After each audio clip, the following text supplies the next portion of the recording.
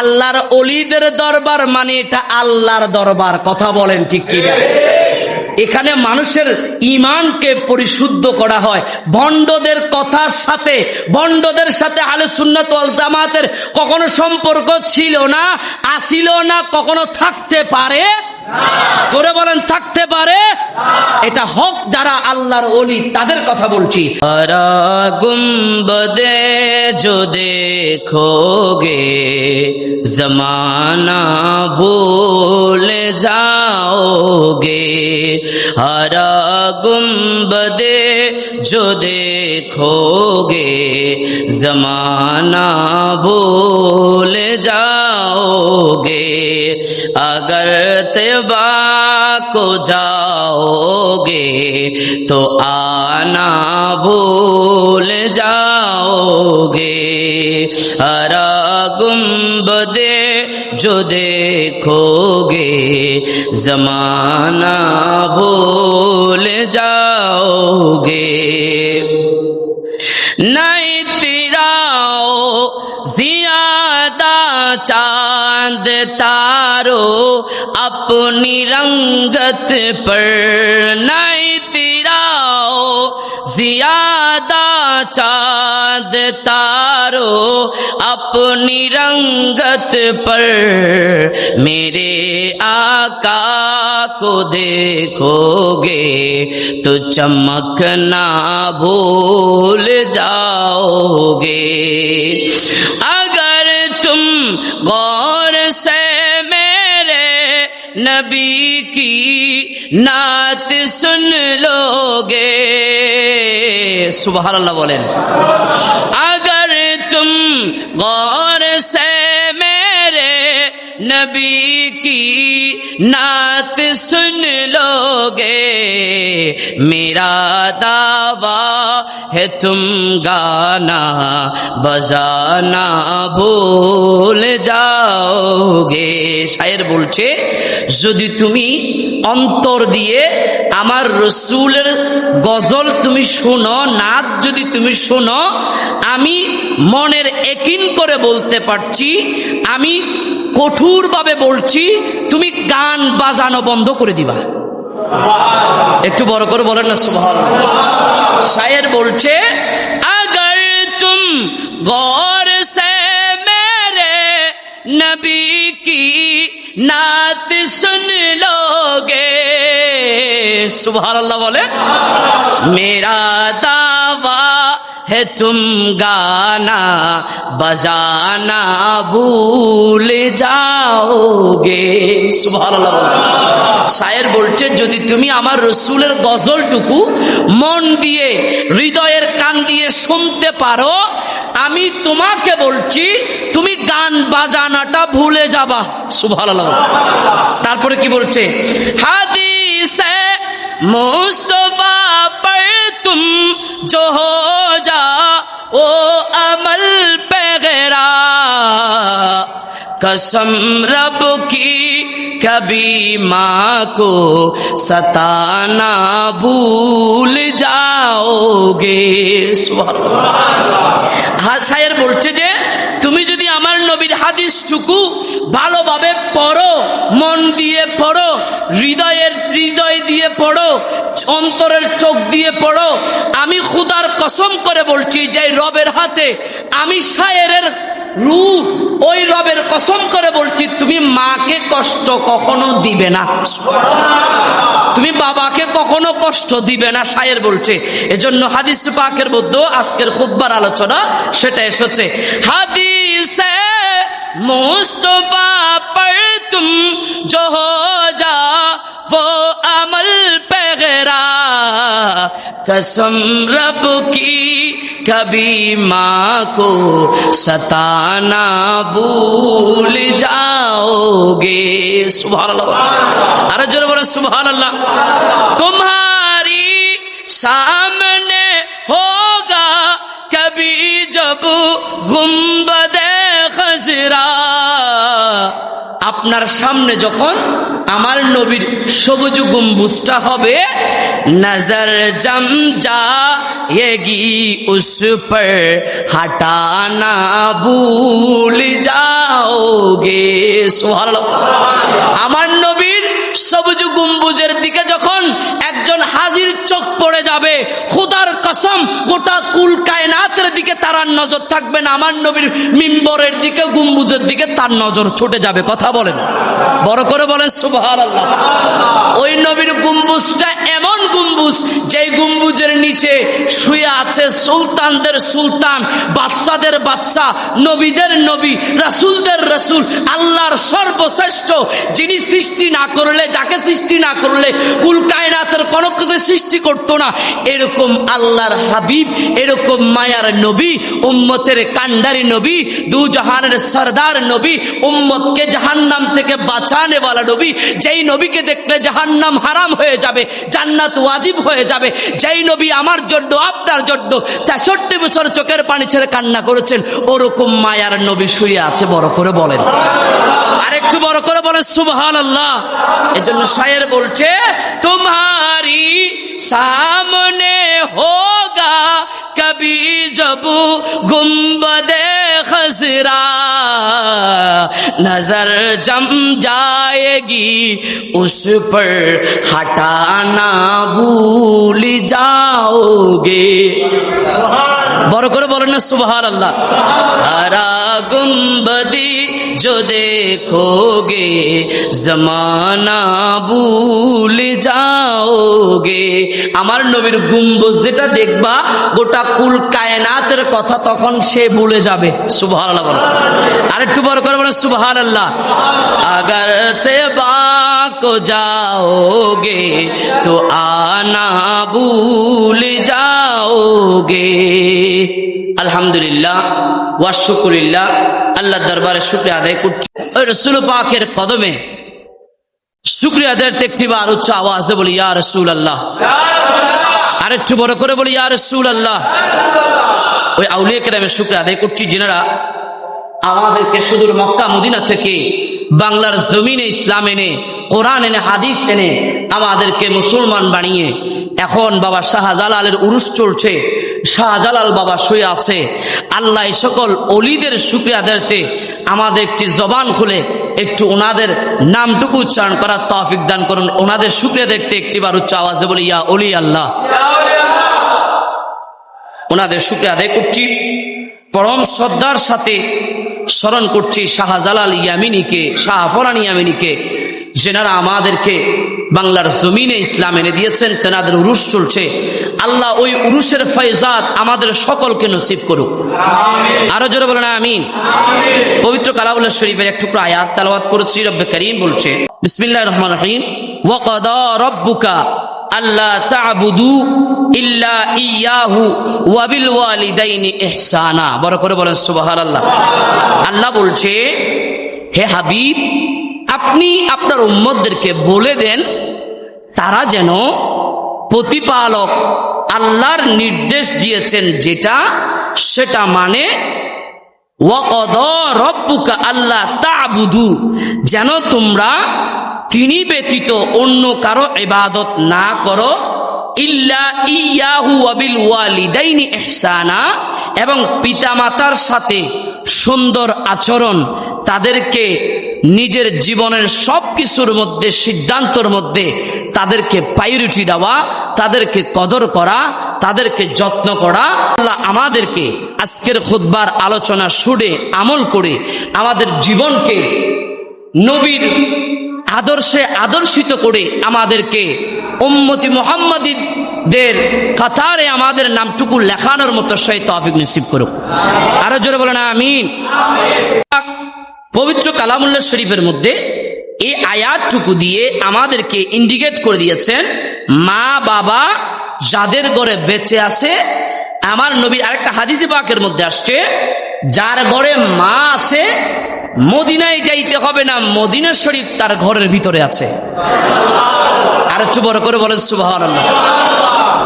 এবার বাবাদের ক্ষেত্রে কি বলছে, যদি কেউ কারো বাবা তার ঘরে জীবিত আছে, খানে কাবায় যাওয়ার দরকার নাই, খানে কাবা তোমার ঘরে আছে। আর একটু বড় করে বলে সুবহানাল্লাহ। এবং আল্লাহর আরেকটি আয়াতের মধ্যে বিশেষ করে আল্লাহ যেই যেই জায়গায় কোরআনে নিজের কথা বলেছে সেই সেই জায়গায় মা বাবার পক্ষে, মা বাবাকে ভালোবাসার SMS আল্লাহ কোরআনের যে জায়গায় নিজের কথা বলেছে সে জায়গায় মা বাবার আদর্শের কথা বলেছেন। যেমন আল্লাহ বলছেন বিসমিল্লাহির রহমানির রহিম, ওয়া ক্বালা তাআলা ওয়া'বুদুল্লাহ ওয়া লা তুশরিকু বিহি শাইআন ওয়া বিল ওয়ালিদাইনি ইহসানা। এ জগতের মানুষেরা শুনে রাখো, আল্লাহ বলছে ওয়া'বুদুল্লাহ, বলেন আমরা ইবাদত করব একমাত্র কার? একটু জবান খুলে আব্বা, একটু জবান খুলে বলেন কার? ওই আল্লাহর ইবাদত করলে খুশি হবেন কে? আল্লাহ খুশি হলে আমাদের লাভ না লস? জোরে বলেন লাভ না লস? আল্লাহ আমাদেরকে আল্লাহর গোলামিতে এসে হাজির হওয়ার তৌফিক নসিব করুক, আমিন বলেন। আল্লাহ বলছে ওয়া'বুদুল্লাহ, হে আল্লাহর বান্দা আমি আল্লাহর ইবাদত করো, ওয়ালা তুশরিকু বিহি শাইআন, এ আল্লাহর বান্দা আমি আল্লাহর সাথে কারোর সাথে শরীক করিও না। সুবহানাল্লাহ। আল্লাহর সাথে কারোর সাথে শরীক করা যাবে? জোরে বলেন করা যাবে? আচ্ছা বলেন তো, আল্লাহ আমাদের শরীরের পুরো শরীরের মধ্যে সর্বোত্তম শরীরের অংশ যেটা আল্লাহ বেশি পছন্দ করে সেটা হলো, জোরে বলেন না, সেটা কি? কপাল। এই কপাল বান্দা এত দামি জিনিস যেটা আল্লাহ বলে তুমি তোমার কাজ হলো জমিনে লাগিয়ে দেওয়া, আর আমি খোদার দায়িত্ব হলো তোমার আশা পূরণ করে দেওয়া। আর একটু বড় করে বলে সুবহানাল্লাহ। এজন্য এই কপাল যেখানে সেখানে ঠেকানো যাবে। এই কপাল শুধুমাত্র কার জন্য? জোরে বলেন কার জন্য? এই কপাল নির্ধারণ করা হয়েছে আল্লাহর জন্য। এই কপাল অন্য কারোর জন্য নির্ধারণ করা যাবে? চাইলে তার ঈমান থাকবে। আল্লাহ আমাদের বুঝার তৌফিক দান করুক, আমিন বলেন। আল্লাহ বলছে ওয়ালা তুশরিকু বিহি শাইআ, এ আল্লাহর বান্দা আমি আল্লাহর সাথে কারোর সাথে শরীক করিও না। ওয়াবিল ওয়ালিদাইনি ইহসানা, এবং পিতামাতার সাথে সৎ ব্যবহার করো। বড় করে বলেন সুবহানাল্লাহ। আচ্ছা, নিজের জীবনের চাইতে মা বাবাকে ভালোবাসে এরকম সন্তান বর্তমান যুগে আছে না? জোরে বলেন আছে না? না থাকলে দুনিয়া চলবনি, থাকবনি না। কেন? আল্লাহর রহমত যেখানে আছে সে জায়গায় আল্লাহর দুনিয়া আছে। আর না হলে এখানে দুনিয়াটা এতদিন থাকার কোনো সুযোগ সবার পক্ষে, সবার তকদিরে আল্লাহ সব কিছু রাখে না। এজন্য একটা ঘটনা মনে পড়ে যায়, যাব না ওইদিকে, কারণ খুতবার আলোচনার বাহিরে আলোচনা করলে আমাকে নিয়ে আলোচনা শুরু হবে, কথা বলেন ঠিক কিনা? এজন্য আমি খুতবার ভিতরে থাকতে চাই। আল্লাহ আমাদেরকে খুতবার আলোচনা শুনে বোঝার তৌফিক নসিব করুক, আমিন বলেন। আমার বাবারা ভাইরা আসেন, আল্লাহ বলছে মা বাবাকে ভালোবাসতে হবে, মা বাবাকে সকল কিছুর চাইতে বেশি প্রাধান্য দিতে হবে। এবার রাসূল কি বলছে দেখেন, ক্বালা ওয়া আনহু ক্বাল ক্বালা রাসূলুল্লাহ সাল্লাল্লাহু তাআলা আলাইহি সাল্লাম রাগিমা আনফুন সুম্মা রাগিবা আনফুন সুম্মা রাগিবা আনফুন। আল্লাহর নবী বলে হতবাক সে, হতবাক সে, সুম্মা রাগিবা আনফুন, হতবাক হলো, পুরা কপাল হলো সে। একবার নয়, দুইবার নয়, আল্লাহর নবী তিনবার বলেছেন সে হতবাক। সাহাবায়ে কেরাম বলে ইয়া রাসূলুল্লাহ, ওগো মায়ার নবী কারা হতবাক, কে হতবাক? আল্লাহর নবী বলছে মান আদরাকা ওয়ালিদাইহি ইনদাল কিবারি আহাদুহুমা আও কিলাইহিমা সুম্মা লাম ইয়াদখুলিল জান্নাহ। সুবহানাল্লাহ। আল্লাহর নবী বলে ওই ব্যক্তির কপাল বড় পোড়া কপাল। একবার নয়, তিনবার বলেছেন। তিনবার বলার পরে আমার নবী বলছে যে ব্যক্তি পিতা মাতা উভয়কে দুনিয়ার বুকে পাওয়ার পরে, হায়াতে পাওয়ার পরে, বা উভয়জনকে বা একজনকে দুনিয়ায় থাকাকালীন, হায়াতে জিন্দিগিতে থাকাকালীন পাওয়ার পরেও সে তার জান্নাতকে নির্ধারণ করে নিতে পারলো না। আমার নবী বলে তার মতো পুরা কপাল আর কেউ নাই। কথা বলেন ঠিক কিনা?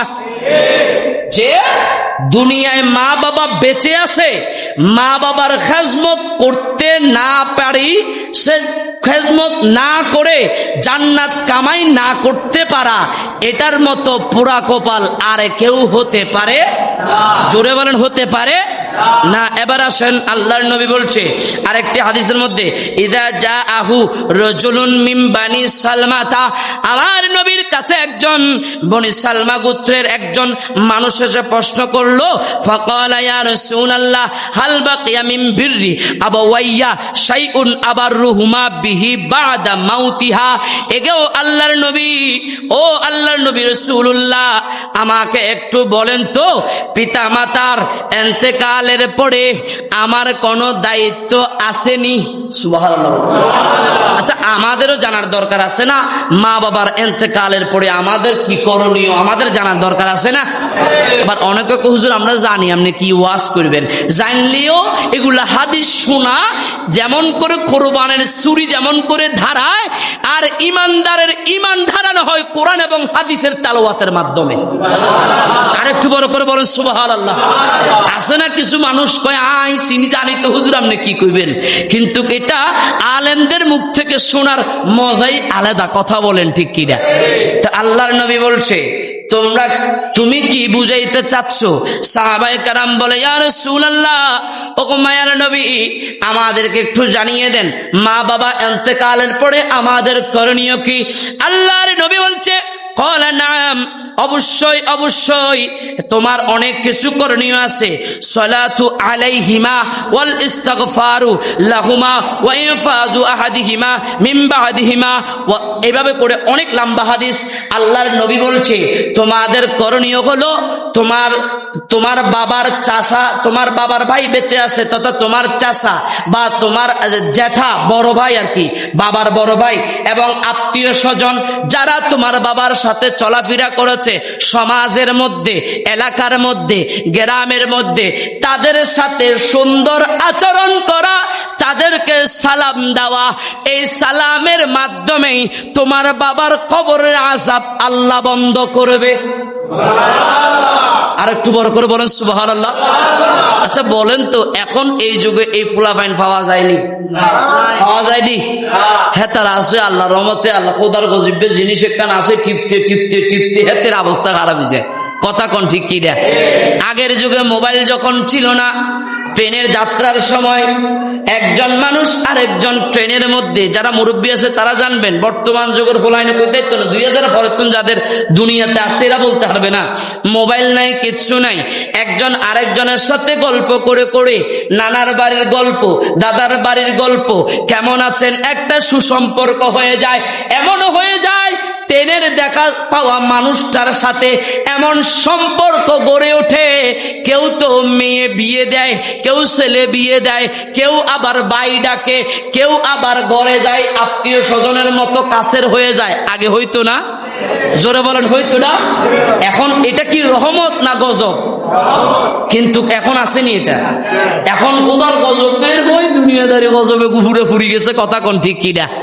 যাক, ওইদিকে আমার বিষয় না, মূল বিষয় হলো ওই মানুষটা যার বাবা মারা গেছে তার উচিত, আল্লাহর নবীর শিক্ষা হলো গ্রামের মানুষগুলাকে সুন্দরভাবে সালাম দেওয়া, 5 ওয়াক্ত নামাজ পড়া, আলেমদের সাথে, এর বাবা যে আলেমদের সাথে সম্পর্ক ছিল, এই এলাকার মানুষগুলোর সাথে সম্পর্ক ছিল, তার উচিত ওই মুরব্বীদেরকে ডেকে এক কাপ চা খাওয়ানো। এটা হলো আমার নবীর সুন্নাহ। আমার নবী শিখিয়ে দিয়েছেন, দেখিয়ে দিয়েছেন, বুঝিয়ে দিয়েছেন। এখন যদি আমরা পালন না করি দোষ আমাদের। কথা কোন? জোশ কাদের? আমাদের। এবার আসেন, ইয়া রাসূলুল্লাহ গো মায়ার নবী, তারপরে কি করব? বলে তুমি সদকা করবা। আল্লাহর নবী বলে কেমন সদকা?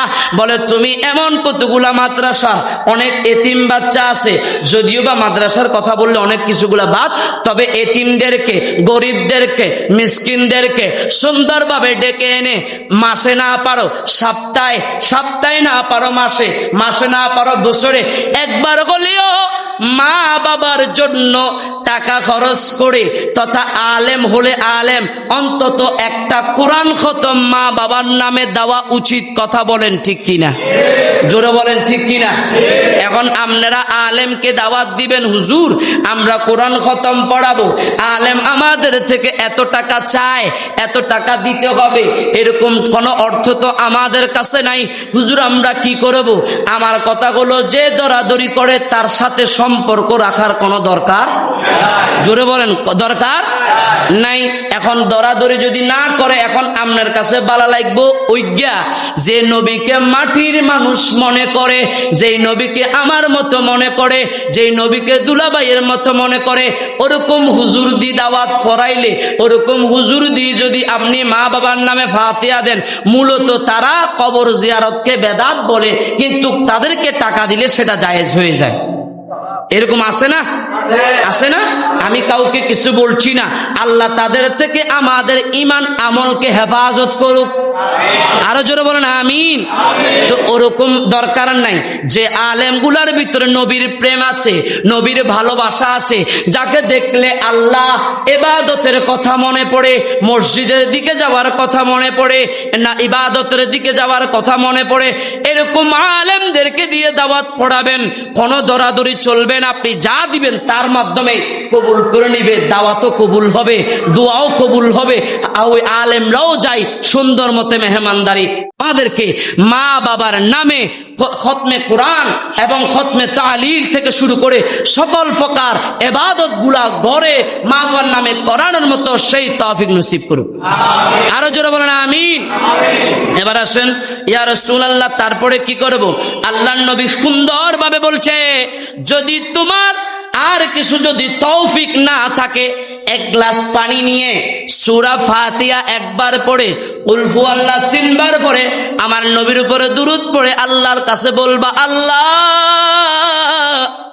আমার মা বাবা আমাকে অনেক কষ্ট করে লালন পালন করেছে, পৃথিবীর জমিনের মধ্যে আম্মা আব্বার জন্য কিছু করতে পারছি না, আল্লাহ আমার এক গ্লাস ফাতিহা দিচ্ছি, পানি আমরা সবাই মিলে খাবো, পৃথিবীর সবচাইতে সর্বশ্রেষ্ঠ নিয়ামত হলো পানি, পানি ছাড়া বাঁচার কোনো সুযোগ নাই, ওই পানি দিয়ে আল্লাহ ফাতিহা দিচ্ছি, আল্লাহ আমার ফাতিহাটুকু কবুল করে নিও, আমিন বলেন। বলেন কবুল করার দায়িত্ব কার? আর ফাতিহা দেওয়ার দায়িত্ব কার? আপনাদের। আল্লাহ আমাদেরকে ফাতিহা দেওয়ার তৌফিক নসিব করুক। আরো জোরে বলেন আমিন। এবার আসেন আল্লাহর নবী, আরো হাদিসে পাকের মধ্যে অনেক লম্বা ওয়াকিয়া। আল্লাহর নবী বলেন, এমন একজন, ওয়ান আব্দুল্লাহ ইবনে ওমর ক্বালা ক্বাল রাসূলুল্লাহ সাল্লাল্লাহু আলাইহি ওয়াসাল্লাম, রিদাল রাব্বি ফি রিদাল ওয়ালিদি ওয়া সাকাতুর রাব্বি ফি সাকাতিল ওয়ালিদি। আল্লাহর নবী বলে, তিরমিজি শরীফের মধ্যে হাদিসটুকু নোট হয়েছে, আল্লাহর নবী বলে, পিতার মাতার সন্তুষ্ট মূলত আল্লাহর সন্তুষ্ট, আর পিতা মাতা অসন্তুষ্ট মানে আপনার উপরে আল্লাহ অসন্তুষ্ট। তথা এদিকে একবার চলে যাই একটা ঘটনা নিয়ে। আল্লাহর নবীর একজন সাহাবী ছিল, নাম ছিল আলকামা। নাম কি ছিল? আলকামা। সাহাবীদের নাম মুখস্থ করেন, এদের উসিলায় আল্লাহ আমাদেরকে কবরে হাসরে আমাদেরকে শাফাআত করবে, আমাদেরকে হয়তো জান্নাতও দিয়ে দিতে পারে। একটু বলেন সাহাবীর নাম কি ছিল? হযরতে আলকামা। হযরতে আলকামা সাকারাত চলছে, ইন্তেকাল হবে, সাকারাত চলছে, এমন অবস্থায় মানে একটা মানুষ ইন্তেকালের আগে অনেক রোগী দেখবেন, চকবাজার মেডিকেল হোক, যে মেডিকেল হোক, সেই মেডিকেল থেকে ডাক্তাররা ছেড়ে দেয় যে এই রোগী আর বাঁচবে না, আপনারা নিয়ে যান। এরকম আছে না? অনেক রোগী আছে না? এরকম রোগীর তখন সে অনেক কষ্ট পায়, রুহ যায় না। আমি অনেক জায়গায় দেখেছি শুধু হা করে আছে 10-12 দিন, মানুষ মরে না, এটা রুও যাচ্ছে না, সুস্থ হয়ে ওঠে না। আমার বাবারা বলেন, কারো ঘরে যদি একটা অসুস্থ মানুষ থাকে, ওই ঘরে যদি 100 জন আপনার মানুষ থাকে, 100 জনের মধ্যে একজনের যদি অসুস্থ হয়, 99 জন কোনো কাজ করতে পারে? জোরে বলেন, করতে পারে না? করতে পারে না। সাকারাতের বিছানা এত কষ্ট, 7 সমুদ্র 13 নদীর পানি দিলেও তৃষ্ণা মিঠে না।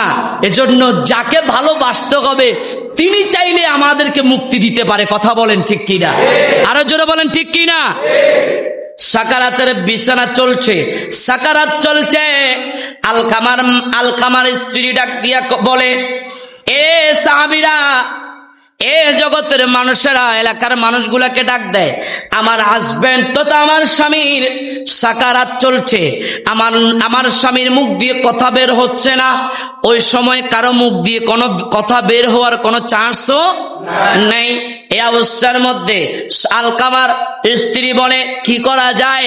বলে, অনেক মানুষ বলছে তুমি নবীর কদমে চলে যাও, নবীর দরবারে চলে যাও, সকল রোগের ওষুধ নবীর দরবারে আছে। আর একটু বড় করে বলেন না সুবহানাল্লাহ। যেখানে ডাক্তারদের ডাক্তারগিরি শেষ, সেখান থেকে আমার নবী এবং আমার আল্লাহর পাওয়ার চলে। কথা বলেন ঠিক কি? আমার বাবারা ভাইরা, ওই অবস্থার মধ্যে আলকামার স্ত্রী চলে গেল, ইয়া রাসূলুল্লাহ, ওগো মায়ার নবী, দু জাহানের সরদার, উম্মতের কান্ডারি নবী, আপনার সাহাবী হযরতে আলকামা অনেক কষ্ট করছে, অনেক কষ্ট করছে, তার সাকারাত চলছে, তার অনেক কিছু হচ্ছে। ইয়া রাসূলুল্লাহ, একটু কষ্ট করে আমাকে আমার স্বামীর জন্য কোনো কিছু দেওয়ার সুযোগ আছে? তখন আমার নবী সাথে সাথে বলল, এ আলকামার স্ত্রী, আলকামার আম্মা বেঁচে আছে? সুবহানাল্লাহ। বলে, হ্যাঁ বেঁচে আছে, হায়াতে আছে। বলে, তাহলে একটা কাজ করো, আলকামার মাকে গিয়ে বলো আমি রাসূলুল্লাহ আলকামার মাকে সালাম দিয়েছি, তিনি কি আসবে নাকি আমি আসব? তখন আলকামার স্ত্রী বলে, ঠিক আছে ইয়া রাসূলুল্লাহ, আমি সালাম পাঠানোর জন্য চেষ্টা করছি, যাচ্ছি বাসায়। এই অবস্থার মধ্যে আমার নবী ডাক দিয়ে বলে, এই সিদ্দিক আকবর, ওমর, ওসমান, সবাই যাও, একটু দেখে আসো আলকামার মা আসবে কি আসবে না। একথা বলার পরে হযরতে আলকামার মা নবীর কদমে কথা শুনে নবীর কদমে আসলেন, নবীর দরবারে আসলেন। আয়েশা ডাক দিয়ে সালাম দেয়, ইয়া রাসূলুল্লাহ, ওগো মায়ার নবী, দু জাহানের সরদার, উম্মতের কান্ডারি নবী আলকামা, আমি আমার সন্তান আলকামা। নবী ডাক দিয়া কয়, এ আম্মা জান, একটু করে বলেন তো আপনার সন্তান কেমন ছিল? সুবহানাল্লাহ।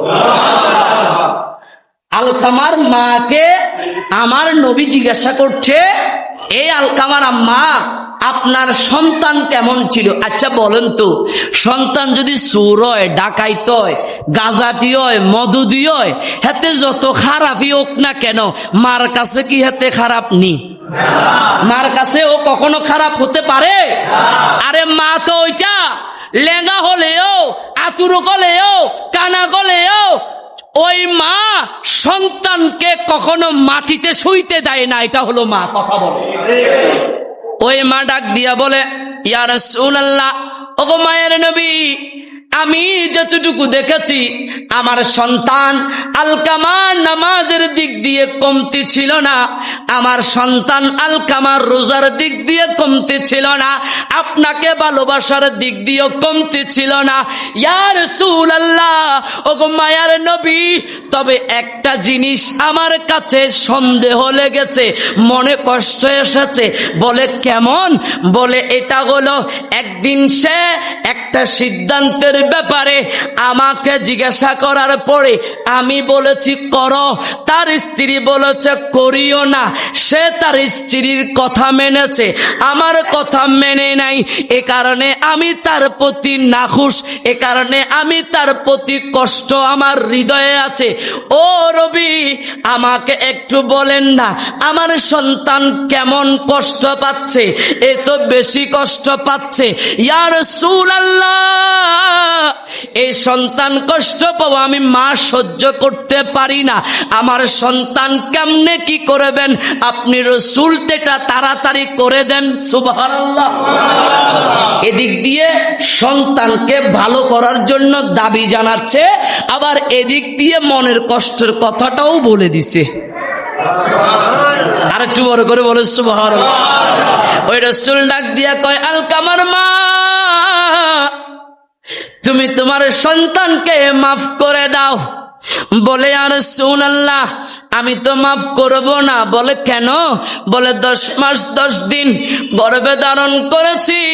ইয়া রাসূলুল্লাহ, ডান দিকে বেশিক্ষণ শুই নাই, সন্তান নড়াচড়া বন্ধ করে দিবে। বাম দিকে বেশিক্ষণ শুই নাই, সন্তান নড়াচড়া বন্ধ করে দিবে। ইয়া রাসূলুল্লাহ, শীতকালে সে প্রস্রাব করেছে, আমার কাপড়ের মধ্যে তাকে শোয়াইছি, খাতা ভিজে গিয়েছে, তারপরে ওই সাইডে আবার সুন্দর মতে শোয়াইছি, উষ্ণা পেয়ে সে আবার রাত্রিবেলায় প্রস্রাব করেছে, সেখান থেকে তুলে নিজের বুকে শোয়াইছি। ইয়া রাসূলুল্লাহ, নিজের বুকের মধ্যে যখন সন্তান প্রস্রাব করেছে, শাড়িটা দিয়ে মুছে সন্তানকে আবার বুকের মধ্যে শোয়াইছি। ইয়া রাসূলুল্লাহ, ওগো মায়ের নবী, দুজাহানের সরদার, উম্মতের কান্ডারি নবী, সন্তান যখন আমার পেটে, তখন আমি ঠিক মতে খানা খাইতে পারি নাই, কিছু খেলেই বমি করে দিয়েছি, নিজের প্রেসার কন্ট্রোল করতে পারি নাই। ইয়া রাসূলুল্লাহ, অনেক কষ্টের পরে আমি সন্তান দুনিয়ার মুখ দেখিয়েছি।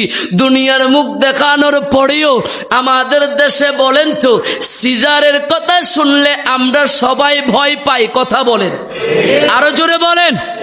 এটা ডাক্তারদের একটা আন্তর্জাতিক ব্যবসা। এটা কথা কয় না, এটা ডাক্তারদের এটা মারাত্মক ধরনের একটা ব্যবসা। দেখেন একটা ডাক্তারে কয় রকমের টাকা খায়। কথা আসছে বিদায় বলছি, আবার বলিয়েন না হুজুর এদিক সেদিক কথা বলে। মায়ের কথা বলতে গিয়ে কথা আসছে। একটা ডাক্তারের কাছে আপনি গেলেন, ডাক্তার বলে, এ পেশেন্ট, এই রোগী কি হয়েছে বলেন। বলে ডাক্তার সাহেব, আমার গোটা অঙ্গে ব্যথা, কোনায় যাবো শান্তি নাই। বলে ঠিক আছে, আপনাকে আমি পরীক্ষা দিচ্ছি, 10,000 টাকার পরীক্ষা দিয়ে সুন্দর মতো আমার কাছে রিপোর্টগুলো নিয়ে আসবেন। প্রথম দেখাইতে গেছে 1,000 টাকা, 1,500 টাকা, 2,000 টাকা। এমন খোদার গজব বা ডাক্তার আছে 3,000 টাকা ভিজিট লয়, আছে কি নাই? এরা কথা বলেন, আছে কি নাই? তো এই টাকা কি ইনকাম করতে একটা রিক্সাওয়ালা 3,000 টাকা ইনকাম করতে, 1,500 টাকা ইনকাম করতে, আমার মতে ওই ডাক্তারের টানিয়ানি এর ওইদের মধ্যে হাতের রিক্সা চালানোর দরকার। কথা কোন ঠিক কিনা? তো হাতে বুঝতো টাকা কামানো কত কষ্ট। কথা কোন ঠিক কিনা? ওই ডাক্তার এই আপনার প্রথমে সে চেকআপের নাম দিয়ে প্রথমে আপনার থেকে টাকা খাইছে। কত? 1,000 টাকা, 1,500 টাকা, 3,000 টাকা খাইছে। এবার আসেন পরীক্ষা করবেন, পরীক্ষার পার্সেন্টেজও ডাক্তার খাইব। এ কথা কয় না? কেন খাইব? ওই ডাক্তারে আপনাকে ওই মেডিকেলে পরীক্ষা করবে ফাড়াইছে, ওই মেডিকেল বলা ডাক্তারে কয়েছে, ডাক্তার সাহেব আপনি রুগী পাড়াইয়েন না, আপনার পার্সেন্ট পাড়ানোর দায়িত্ব আর। কথা কন, জোরে বলেন। তো ডাক্তার একবার আতাইছে, আর একবার আতানোর পজিশন সলের পজিশন কি আর পজিশন চলছে। একবার হাতানো শেষ, দ্বিতীয়বার রানিং। এবার যখন ডাক্তারের কাছে আপনি যাবেন, ডাক্তার আপনাকে ওষুধ লিখে দেবে।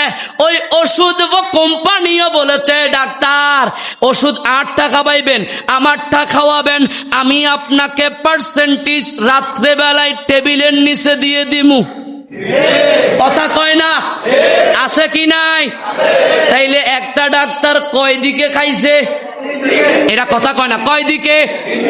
তো এতে কি আসলে কি মানুষ ঠকানোর জন্য ব্যবসার এইটা খুলছে, নাকি মানুষের উপকার করার জন্য খুলছে? মানুষের ওইতারা তো যারা ডাকায় এরা তো মানুষকে রাত্রিবেলায় চুরি ধরে টাকা নিয়ে ফেলে। এরা রাত্রিবেলায় দিনের বেলায় সুন্দর মতো লাইটিং করে, প্যান্ডেলিং করে, সুন্দরভাবে কারুকার্য দিয়ে, মেডিকেলকে সাজিয়ে আপনাকে ডাকে, আসো আসো আসো, তোমার টাকা দিয়ে তোমাকে খাবো। আমাদের দেশে একটা কথা আছে, কই তেল দি কই বুনে আরো কদ্দুর প্লেটে রাখে, কথা কয় না কা? এই সকল ডাক্তার, এরা ডাক্তার নামের কলঙ্ক, কথা বলেন ঠিক কিনা? যারা মানুষের উপরে জুলুম করে, অত্যাচার করে, কোনো আলেমদেরকে তারা তো ভুলেও কোনো দাম দেয় না, কোনো কিচ্ছু করে না। কিন্তু কিছু কিছু ডাক্তার আছে, আপনি যদি তাকে আপনার অভাবের কথা বলেন, সে আপনার থেকে টাকা নেয়, জোরে বলেন নেয় না। এজন্য আমি আপনাদের কাছে আরজি করব, ডাকাইতদের কাছে না গিয়ে আল্লাহর উপর তাওয়াক্কুল করেন, ওই রব আপনাকে সুস্থ করবে, কথা বলেন ঠিক কিনা? তবে কিছু আল্লাহর ওলিদের কাছে যাবেন, আল্লাহর ওলিদের কাছে গেলে আপনার রোগের চিকিৎসা করানোর ওষুধ আছে কি নাই? এবার আসেন, বাদশাহ হারুনুর রশিদকে জিজ্ঞাসা করেন, এই বাদশাহ আপনি বলেন তো, আপনার মনের শরীরের অসুস্থতা আপনি কেমনে করে শেফা করেন, ভালো করেন? তখন বাদশাহ সাহেব উত্তর দিবে, বাদশাহ সাহেব বলবে, আমার যখন খারাপ লাগছিল আমি উজিরকে ডাক দিয়েছিলাম, এই উজির, আমাকে কোনো একজন ভালো আল্লাহর ওলির কাছে নিয়ে যাও, যেখানে গেলে আমার মনের শান্তি হবে, আমার হৃদয়ের শান্তি হবে, আমার শরীরটা একটু সুস্থ লাগবে, সুস্থ হবে। আমার বাবারা ভাইরা বলেন তো, আমাদের অনেক সময় মন খারাপ হলে কোনো রোগের ওষুধ, এই রোগের ওষুধ কোনো খোঁজায় পাওয়া যায় না। তখন বাদশাহ হারুন উজিরকে বলার পরে বাদশাহ সাহেবকে উজির বলল, হুজুর, আমাদের দরবারে পাশে একজন আল্লাহর ওলি থাকে, তার এখানে যাই, চলেন। বলে ঠিক আছে চলো। যাওয়ার পরে ওই দরবেশ, ওই ওলি, হুমা বাদশাহ সাহেব কেমনে আমার এখানে, বালাবুড়া রেডি কর, বালাবুড়া খানা রেডি করে দাও, বালা রান্না করো, বাদশাহ সাহেব আমার এখানে আসবে, মানে অনেক কিছু, আমার দরবার অনেক দামি হয়ে যাবে। এরকম আমাদের দেশে গরু দিলে এতে বালা, গরু ন দিলে আর মুরগিটা খারাপ, এরকম বিশ্বাস আছে না? কথা কয় না, আছে না? এইরকম পীর এগুলো পড়ে গেছে। আরে তো বাদশাহ হারুনুর রশিদ বলে, যে পীর আমি বাদশাহ তার কদমে যাওয়ার কারণে সে খুশি হয়ে যায়, সে মূলত কোন পীর, সে পীর নয়, সে প্রতারক, কথা বলেন ঠিক কিনা? এই উজির, এখানে গেলে শান্তি মিলবে না, যাব না, অন্য কোথায় চলো। বলে কোথায় যাবেন? বলে যেখানে গেলে ওই দরবারের পীর সাহেব আমাকে দাম দিবে না, কদর করবে না, ওরকম দরবার খুঁজে দেখো, যেখানে গেলে আমাকে আমার এই বাদশাহীগিরি চলবে না, সেই দরবারে নিয়ে যাও। বড় করে বলে সুবহানাল্লাহ। বাদশা বলার পরে এবার উজির বলে, হুজুর, একটা জায়গা খুঁজে পেয়েছি। বলে কোন জায়গা? বলে চলেন যাই। দরজায় নক করছে, কে? দরজা খুলে না। বলে কে আসছে? বলে বাদশাহ হারুনুর রশিদ এসেছে। বলে কেন? বলে আবু পীর সাহেবের সাথে দরবেশের সাথে কথা বলতে। বলে দরবেশ এখানে নাই। কোথায়? দরবেশ পাহাড়ের ভিতরে, জঙ্গলের মধ্যে। ওখানে কি করে? বলে আল্লাহর সাথে কানেকশন লাগাই দিছে। আপনারা একটু সুবহানাল্লাহ কইতে অলসতা করছেন, আর একটু বড় করে। ওই দরবেশ ওখানে বাসায় নাই শুনে উজির এবং বাদশাহ হারুনুর রশিদ সুন্দর মতে পাহাড়ের দিকে চলে গেছে। পাহাড়ের দিকে যাওয়ার পরে বাদশাহ উজিরকে বলে, ওই পীর সাহেবের খাদেমকে বলছে, এ খাদেম, পীরকে বলো, দরবেশকে গিয়ে বলো বাদশাহ হারুনুর রশিদ এসেছে, এটা বলার পরে দেখা করতে হবে, এই কথা বলে দাও। তখন পীর সাহেবের কাছে ওই খবরটা যখন গিয়েছে, দরবেশ বলে, পীর বলে, বাদশার দরবার, এটা বাদশার দরবারে চলবে, এখানে বাদশাহীদের সাথে, বাদশার সাথে আমার সাথে কোনো কথা নাই, এটা আমার দরবার, এখানে বাদশাহীগিরি চলবে। জোরে বলেন চলবে। আল্লাহর ওলিদের দরবার মানে এটা আল্লাহর দরবার, কথা বলেন ঠিক কিনা? এখানে মানুষের ঈমানকে পরিশুদ্ধ করা হয়। ভণ্ডদের কথার সাথে, ভণ্ডদের সাথে আহলে সুন্নাত ওয়াল জামাতের কখনো সম্পর্ক ছিল না, আসিল না, কখনো থাকতে পারে জোরে বলেন থাকতে পারে? এটা হক যারা আল্লাহর ওলি তাদের কথা বলছি। ওই বাচ্চা হারুন রশিদ বলছে পাইছি, মনের মতো হিসাব পাইছি। যাই হোক, এখন বলো হুজুরে বাদশাগিরি এখানে দেখাবে না? তোমার সাথে তো পীর সাহেবের সাথে হুজুরে পার্সোনাল একটু দেখা করবে। বলে ঠিক আছে হুজুরের সাথে আমি দেখা করব। পীরের কাছে খবরে গেছে, পীরে বলে দেখা করব, শর্ত আছে। কি শর্ত? এমন একটা ঘরের ভিতরে বসতে হবে যেখানে কোনো আলোকসজ্জা, লাইটিং নাই, প্যান্ডেলিং নাই, শুধুমাত্র অন্ধকার, এরকম ঘরের ভিতরে বসতে হবে। সুবহানাল্লাহ। বাচ্চা হারুন রশিদ বলছে ঠিক আছে, আমার কোনো কিছু লাগবে না, হুজুর যেখানে আমাকে বসাবে আমি সেখানে বসতে রাজি। বাচ্চা হারুন রশিদ বলার পরে সুন্দর মতো একটা ঘরের ভিতরে, অন্ধকার ঘরের ভিতরে এভাবে বাচ্চা এদিকে বসেছে মাটিতে, হুজুর বসেছে চেয়ারে, মানে একটা কোনো কুর্সি টুর্সি হবে কিছুর মধ্যে, উচ্চ জায়গার মধ্যে বসেছে। একজন একজনেরকে দেখছে না, এরকম ঝুমঝুম আঁধার হয়ে আছে, অন্ধকার হয়ে আছে। এই অবস্থার মধ্যে বাচ্চা হারুন রশিদ বলে হুজুর আমার মনে কিছু ভালো লাগে না, দিলেও কিছু ভালো লাগে না, আমি কি করব?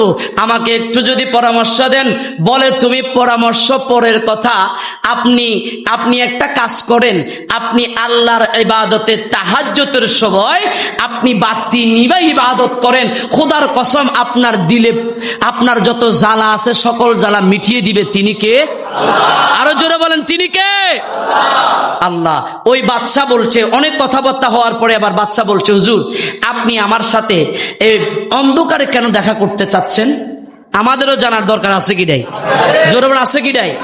বাচ্চা ডাক দিয়া বলে হুজুর আমার সাথে আপনি অন্ধকারে কেন দেখা করতে চাইছেন একটু কি আমাকে বলবেন? বলে দুইটা কারণ। একটা কারণ হলো তোমার যেই চেহারা, তোমার যেই বাদশাগিরি, যেই পোশাক, এই পোশাক যদি আমার নজরে পড়ে তাহলে আমার নফসানিয়ত জেগে যাবে, আমার নফস হয়তো তোমার মতো হওয়ার কথা চিন্তা করবে। এজন্য আমি তোমার সাথে সরাসরি বন্ধ অন্ধকারের মধ্যে দেখা করতে চেয়েছি যেন আমার নফস না জাগে।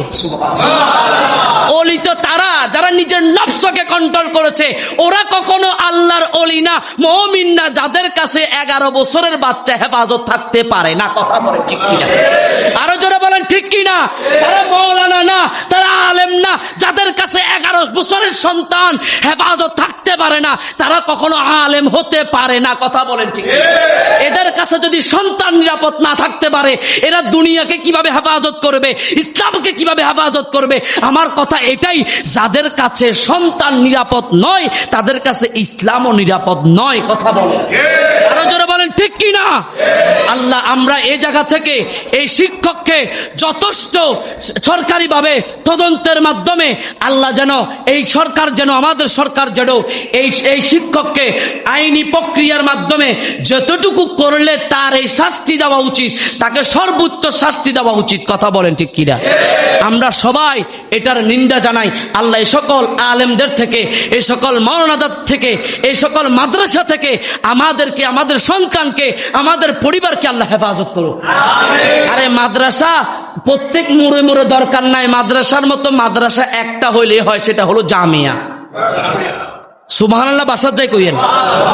মাদ্রাসার মতো মাদ্রাসা একটা হলে হয়, এত মাদ্রাসার দরকার নাই।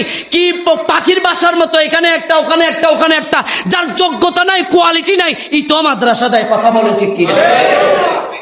আল্লাহ আমাদেরকে, আমাদের সন্তানগুলা, যে মা যে বাবা একটা সন্তানকে বড় করে বাচ্চা দুনিয়াতে আনে, সে জানে কত কষ্ট। কথা বলেন ঠিক কিনা?